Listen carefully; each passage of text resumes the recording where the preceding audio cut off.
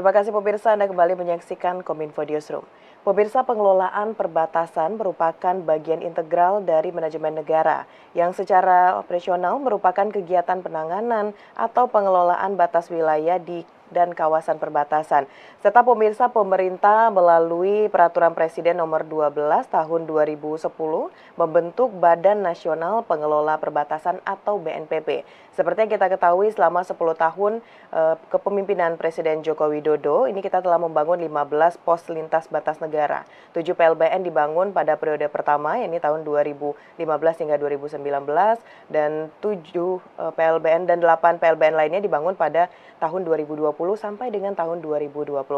Dan pemirsa, untuk mengetahui lebih jauh lagi apa saja program yang telah dilakukan oleh BNPB, kita saat ini akan berdiskusi bersama dengan PLT Deputi Bidang Pengelolaan Batas Wilayah Negara BNPB, Ibu Siti Metrianda Akuan. Selamat malam, Assalamualaikum Bu Anda. Selamat malam Mbak Mona. Waalaikumsalam warahmatullahi wabarakatuh. Baik, Ibu, salam sehat. Terima kasih sudah bergabung dalam Dialog Kominfo Newsroom pada malam hari ini.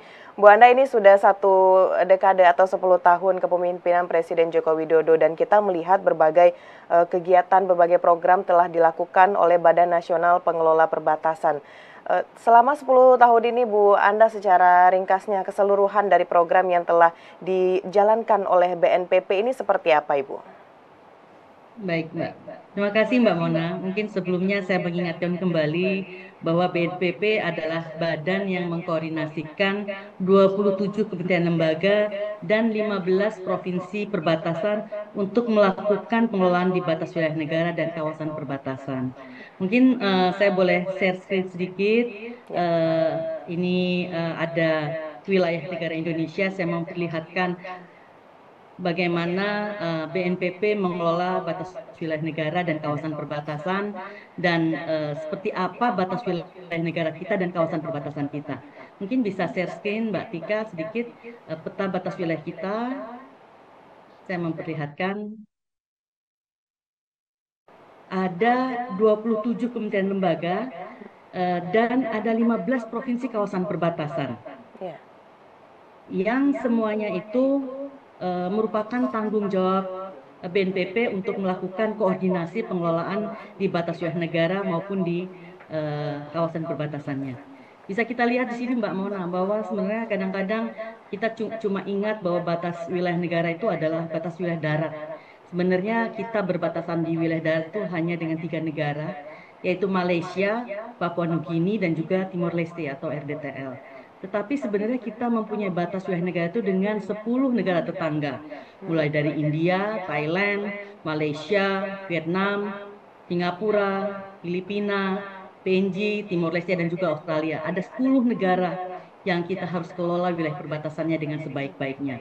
Nah, di batas wilayah negara ini, baik yang berbatasan langsung di wilayah darat maupun di wilayah laut, kita memiliki yang disebut kawasan perbatasan, yaitu daerah-daerah yang langsung berbatasan dengan negara tetangga maupun yang secara tidak langsung berbatasan dengan wilayah tetangga.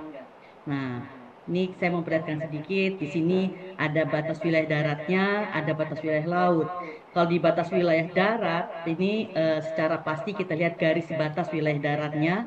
Kalau di laut ada dua sebenarnya garis batas itu. Garis batas berdaulat dan garis batas kedaulatan. Kedaulatan jelas batas teritorial kita adalah batas kedaulatan, sedangkan batas berdaulat adalah batas wilayah zona ekonomi eksklusif yang kita sebut ZEE. Lalu dengan batas landas kontinen, batas landas kontinen juga merupakan batas berdaulat. Nah, saya memberikan gambaran dulu bagaimana kita mengelola begitu luasnya garis batas darat kita itu ada lebih kurang 3.000 kilometer. Sedangkan laut kita berbatasan dengan 108.000 kilometer dengan garis panjang garis pangkalnya itu 13.000. Jadi begitu luasnya batas wilayah negara kita ini kalau tidak dikelola dengan baik, maka mungkin ada pulau-pulau kita bisa ada pulau-pulau kita yang hilang tanpa kita ketahui. Nah, ini yang kita kelola Mbak Mona. Jadi bukan hanya di darat atau bukan hanya masalah titik-titik perlintasan yang ditandai dengan pos lintas batas negara, tetapi juga sepanjang garis batas itu ada yang disebut kawasan perbatasan. Nah, ini mungkin garis besarnya dulu sudah saya sampaikan. Lalu kami dari BNPP melakukan koordinasi dengan kementerian lembaga dan menyusun satu dasar hukum yaitu yang kita sebut rencana induk untuk pengelolaan batas wilayah negara kita. Ini saya memberikan gambaran lagi bagaimana BNPP itu berkoordinasi dengan 27 kementerian lembaga dan pengarahnya adalah dari Kemenko Polhukam, Kemenko Marves, Kemenko Perekonomian dan Kemenko bidang PMK, Pemberdayaan Manusia dan Kebudayaan. Nah, lalu di BNPP itu sendiri ada 3 kedeputian. Yang pertama adalah Deputi Pengelolaan Batas Wilayah Negara, lalu Deputi Bidang Pengelolaan Potensi Kawasan Perbatasan, serta yang terakhir Deputi Bidang Pengelolaan Infrastruktur Kawasan Perbatasan. Nah, ini yang kita lakukan adalah melakukan pengelolaan batas wilayah negara dan kawasan perbatasan dengan 27 kementerian lembaga dengan dasar hukum yaitu tadi rencana induk pengelolaan batas wilayah negara yang melakukan intervensi di mana kementerian lembaga ini melakukan intervensi pembangunan dalam mengelola kawasan perbatasan dan batas wilayah negara tersebut. Mungkin itu dulu ya Mbak ya. Nah, lalu Baik. Mbak Mona mungkin lebih lanjut apa saja yang dilakukan BNPP di zaman Presiden Jokowi yang luar biasa ini. Kita lihat bahwa mungkin next Mbak, next di ininya saja di pointernya. Nah, ini dia. Di 2015-2019 kita melakukan intervensi terhadap 13 provinsi, 41 kabupaten kota, 187 lokasi prioritas, dan 10 pusat kawasan strategis nasional untuk membangun di kawasan perbatasan. Sedangkan di 2020-2024 kita melakukan intervensi terhadap 15 provinsi kawasan perbatasan yang saat ini setelah pemekaran Papua menjadi 19 provinsi kawasan perbatasan, 54 kabupaten kota, 222 lokasi prioritas yang ditandai dengan kecamatan-kecamatan di wilayah perbatasan, lalu 18 PKSN, 14 PPKT, yaitu pulau-pulau kecil terluar, dan 26 pos lintas batas negara. Mungkin saat ini sudah eksis ini 15 pos lintas batas negara. Mungkin ini lokus areanya Mbak. Lalu next. Apa saja yang sudah dilakukan pengelolaan batas wilayah negara? Ini saya memberikan contoh-contoh koordinasi pengelolaan di batas wilayah negara. Di batas wilayah negara saya katakan bahwa kita melakukan intervensi pengelolaan kawasan perbatasan pada 15 provinsi. Itu tadi 15 provinsinya. Lalu apa saja aspek-aspek atau isu-isu strategis dalam pengelolaan batas wilayah negara dan kawasan perbatasan. Yang pertama adalah dalam hal penetapan batas wilayah negara. Nah, kita memang belum tuntas menyelesaikan batas wilayah negara. Kita masih ada beberapa subsegmen yang belum kita selesaikan, baik itu di Kalimantan Barat maupun di Kalimantan Utara. Lalu yang kedua dalam aspek pertahanan keamanan dan ketertiban wilayah negara, aspek manajemen kerjasama lintas batas negara di mana sudah terbangun 15 pos lintas batas negara, lalu aspek penataan ruang kawasan perbatasan. Next.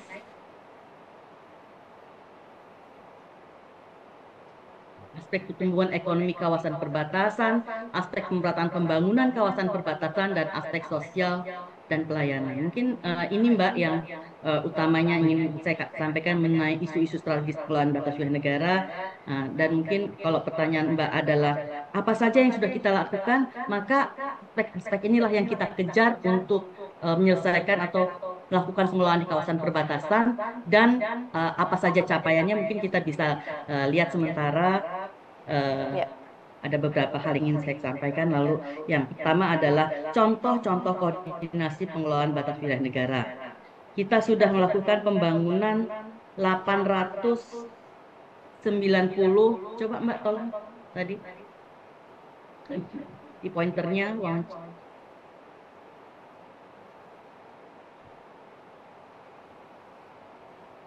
Baik Bu Anda, berarti dalam 10 tahun kepemimpinan Presiden Joko Widodo ini dari Badan Nasional Pengelola Perbatasan telah melakukan berbagai program, salah satunya tadi Ibu menyebutkan ada di aspek ekonomi, lalu ada pembangunan infrastruktur serta aspek sosial dan pelayanan masyarakat. Hal lain yang telah dilakukan mungkin ada tambahan Bu Anda?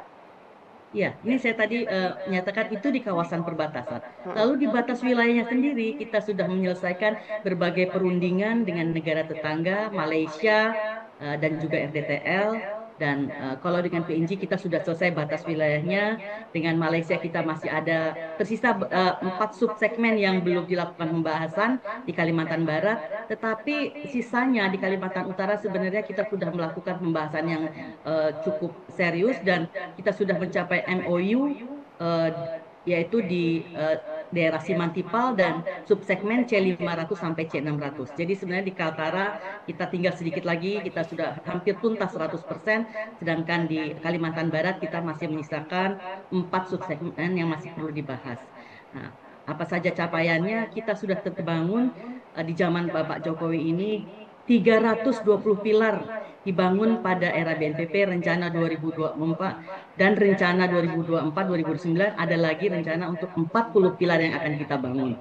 Jadi seluruh pilar yang berjumlah 20.672 pilar itu sebagian besar telah dibangun pada era BNPB dan selanjutnya untuk 2024-2029 akan kembali dibangun secara bertahap yaitu pilar-pilar yang merupakan pilar batas perapatannya. Lalu untuk teks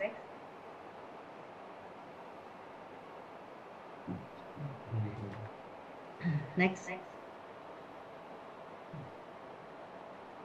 Mungkin saya langsung ke ininya saja, Mbak, pointers untuk apa saja yang sudah dilakukan pada 2011 dan 2024 yang tertulis Mbak Tika, yang ini.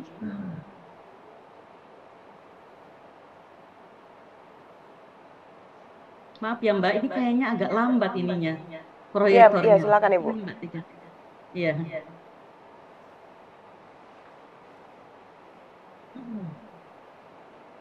Ini kemarin adalah peresmian terakhir 7 pos lintas batas negara yang diresmikan di PLB Napan, Ya. Provinsi Timur Tengah Utara, Kabupaten Timur Tengah Utara, Provinsi NTT.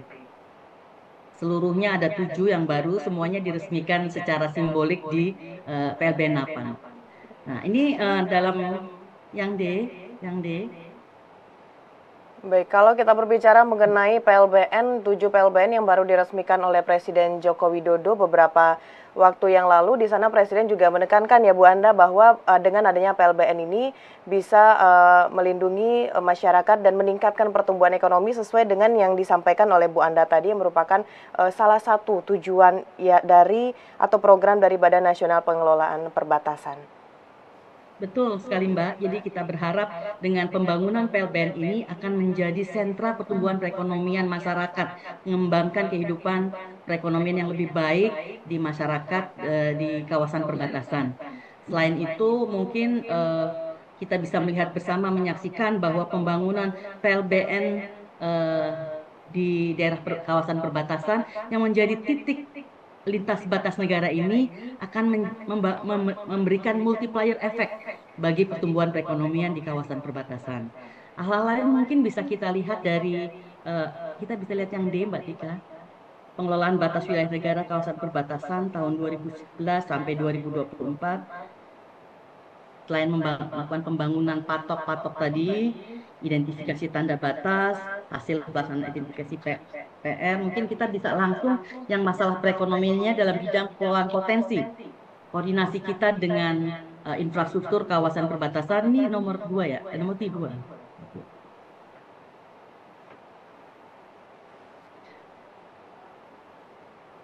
Nah, ini bisa kita saksikan di sini.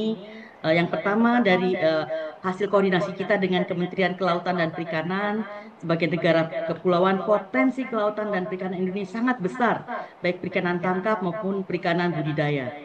Nah, ini estimasi potensi sumber daya ikan, jumlah tangkapan ikan yang diperbolehkan, dan tingkat pemanfaatan sumber daya ikan di wilayah pengelolaan perikanan.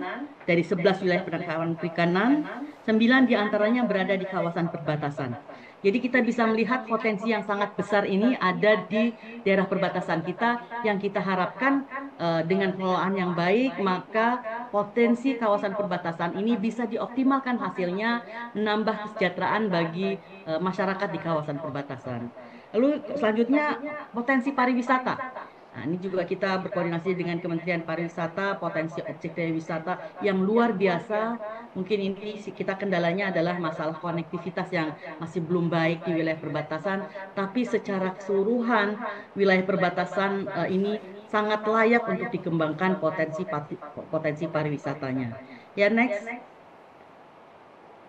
Lalu selain potensi pariwisata di sini ada perindustrian, kemudian usaha kecil menengah yang juga kita usahakan untuk terus dikembangkan, yang saat ini dilaksanakan oleh Kementerian Perindustrian dengan capaian 694 IKM. Kementerian Koperasi dan UKM. Nah, di perbatasan juga kita mengembangkan kegiatan koperasi dan UKM. Kementerian Koperasi dan UKM ini memiliki program kegiatan revitalisasi pasar rakyat yang dikelola koperasi dengan dilaksanakan 1 unit pada tahun 2022. Namun target yang ditetapkan adalah 10 unit. Serta kegiatan peningkatan kapasitas SDM, koperasi dan UMK dengan target 420 orang telah terrealisasi sebanyak 7.202 orang. Ini mungkin hal-hal yang kita lakukan selain untuk kegiatan koperasi dan UKM juga kita melakukan koordinasi dengan Kementerian Agraria dan Tata Ruang untuk menuntaskan peraturan Presiden tentang rencana tata ruang kawasan perbatasan negara (RTRKPN). Ini beberapa peraturan sudah diresmikan menjadi Perpres. Lalu next, terakhir mungkin Kementerian Lingkungan Hidup dan Kehutanan. Ini juga kita melakukan koordinasi pengelolaan lingkungan hidup Kementerian Lingkungan Hidup dan Kehutanan terhadap kawasan perbatasan negara berupa program kualitas lingkungan hidup dan program pengelolaan berkelanjutan. Ini ada beberapa kegiatan pengelolaan yang saya sampaikan, nanti mungkin bisa kita bahas lebih lanjut. Iya, ya, baik, berarti Bu Anda, BNPP telah melakukan berbagai kerjasama, koordinasi dengan kementerian lembaga terkait seperti yang Ibu sampaikan tadi. Jika itu adalah pencapaian atau program-program yang telah dilakukan, kita ingin membahas di sini Bu Anda, apa saja permasalahan yang dihadapi oleh BNPP selama 10 tahun belakang ini. Kan kalau kita membicarakan mengenai perbatasan, tentu ada 4 pihak yang terlibat, yakni pemerintah di 2 negara dan juga masyarakat yang ada di 2 negara perbatasan tersebut. Apa saja permasalahan yang kita hadapi selama 10 tahun ini dan bagaimana BNPB dalam menangani permasalahan tersebut, Bu Anda? Ya, mungkin kami sudah mengelompokkan beberapa permasalahan yang kami hadapi, yaitu yang pertama dalam penetapan batas wilayah negara. Tadi kita mempunyai permasalahan belum tuntasnya baik itu batas darat maupun batas laut, tetapi ini progresnya terus baik, artinya walaupun masih belum tuntas tapi terus berprogres untuk penyelesaiannya. Yang kedua adalah masalah pertahanan, keamanan, dan ketertiban wilayah negara. Ini juga kita tetap berkoordinasi dengan baik untuk pertahanan keamanan kita. Lalu manajemen kerjasama lintas batas negara, terutama di PLBN, karena PLBN itu sebenarnya Mbak, pos lintas batas negara yang secara resmi kita kembangkan kedua negara. Tetapi sebenarnya ada juga yang disebut pos lintas batas negara yang bukan pos lintas batas negara yang bukan secara resmi, bukan secara, maksudnya belum menjadi pos lintas batas negara, tapi kita sebut dia pos lintas batas konvensional atau tradisional. Nah, yang memang sebelum pos lintas batas negara ini terbangun, memang sudah terjadi perlintasan antara kedua negara ini. Masyarakat kedua negara memang sudah melintas sejak zaman dahulu. Ini tentu saja lintas batas seperti ini harus kita tertibkan, karena ada yang kita sebut juga selain pos lintas batas negara, pos lintas batas tadi konvensional dan tradisional, ada juga yang kita sebut jalur-jalur tidak resmi. Jalur-jalur tidak resmi ini adalah jalur-jalur yang ada di antara perbatasan tersebut yang tidak secara resmi, tidak disepakati oleh kedua negara, tetapi sudah menjadi titik-titik perlintasan masyarakat di kedua negara yang eh, menjadi tempat perlintasan untuk kehidupan. Artinya sudah biasa masyarakat bekerja di melintasi batas, sudah biasa masyarakat itu mencari nafkah atau berdagang melintas di jalur-jalur tradisional atau jalur tidak resmi seperti itu. Lalu yang keempat atau penataan ruang kawasan perbatasan, yang kelima pemerataan pembangunan kawasan perbatasan dan sosial dan masalah pelayanan. Ini mungkin masalah yang kita deskripsikan sebagai permasalahan yang terjadi baik itu di batas wilayah negara maupun di kawasan perbatasan. Nah, untuk menghadapi permasalahan perbatasan, kita melakukan diplomasi perbatasan, border diplomasi yang mencakup penetapan batas wilayah negara, darat, laut, dan pengelolaan masalah perbatasan yang berdimensi internasional. Lalu beberapa upaya yang dilakukan untuk mencegah pelanggaran wilayah perbatasan adalah patroli keamanan, baik itu patroli darat, laut, dan udara, dan kerjasama dengan negara tetangga dalam operasi pengamanan perbatasan. Selain itu, pemerintah Indonesia mengelola perbatasan dengan mengembangkan wilayah untuk mengurangi kesenjangan dan menjamin pemerataan, serta memperkuat stabilitas Polhuk-Hankam dan transformasi pelayanan publik. Ini mungkin hal-hal global yang kami lakukan di BNPP, Mbak Mona.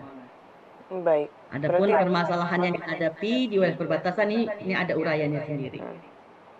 Baik, berarti beberapa permasalahan yang dihadapi dari BNPP selama 10 tahun belakangan ini telah menemukan solusi. Salah satunya tadi Indonesia melakukan berbagai pendekatan komunikasi dengan negara-negara perbatasan seperti yang Bu Anda sampaikan tadi. Baik, Bu Anda tadi sudah berulang kali menyampaikan mengenai pembangunan ekonomi baru, pusat-pusat ekonomi baru. Kira-kira masih ada lagi Bu strategi yang dilakukan oleh BNPP atau strategi pembangunan ekonomi yang belum terlaksana, dan ini juga menjadi PR ke depannya bagi BNPP dalam hal perbatasan negara, Bu Anda? Iya, kami terus mengembangkan, mengidentifikasi wilayah kawasan perbatasan untuk membangun sampai ke desa-desa. Walaupun saat ini kami masih konsentrasi untuk lokasi prioritas atau kecamatan di kawasan perbatasan, tetapi next ke depan kita akan lebih lagi fokus untuk tidak hanya sampai tingkat kecamatan, tapi sampai tingkat desa. Di sini strategi pengelolaan kawasan perbatasan untuk menciptakan pusat-pusat pertumbuhan ekonomi baru, baik itu di kecamatan maupun sampai desa, adalah membangun infrastruktur pendukung, membangun akses jalan yang baik, fasilitas transportasi yang memadai, dan dukungan teknologi informasi dan komunikasi. Lalu selain itu kita meningkatkan kapasitas SDM, melakukan pelatihan pendidikan yang berkualitas untuk meningkatkan profesionalisme di kawasan perbatasan. Lalu membuka akses pasar, Mbak, mengembangkan jaringan distribusi, promosi, dan pembukaan akses perdagangan lintas batas.